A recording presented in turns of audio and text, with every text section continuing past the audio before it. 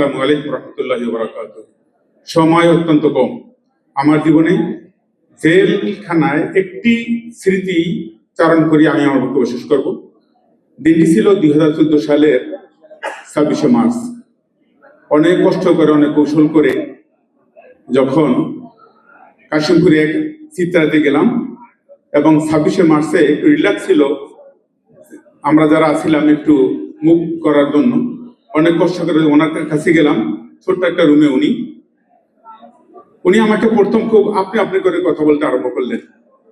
কিন্তু যখন আমি বললাম মোহতারাম মুলুল ভাই কিন্তু আমার ক্লাসমেট, সাথে সাথেই বললো তোমার তো বয়স একেবারেই কম। এই কথা বলেই উনি আমাকে বুকে টেনে নিলেন।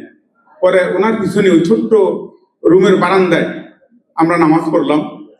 তো উনি ওখানে এই কথাটা বললেন, যখন শোনেন আমি তখন কলাবাগান থানা আমির, তুমি তো কলাবাগানের দায়িত্ব পালন করো, কলাবাগানের লোকদের কাছে সব সময় এইভাবে তোমার দাওয়াত পৌঁছিত হবে। ওনার এই কথাগুলো শুনে আমার মনে হচ্ছে আল্লাহ তাআলার এই বাণী, ইয়া আইয়ুহার রাসূল বাল্লিগ মা উনজিলা ইলাইকা মির রাব্বিক ওয়া ইন লাম তাফআল ফামা বাল্লাগতা রিসালাতাহু।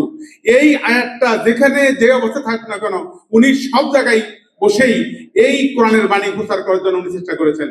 আজকের এই মুহূর্তে দোয়া করি আল্লাহ তাআলা ওনাকে কবুল করুন, শাহাদাত হিসাবে ওনাকে কবুল করুন, আমিন। আসসালামু আলাইকুম ওয়া রাহমাতুল্লাহি ওয়া বারাকাতুহু।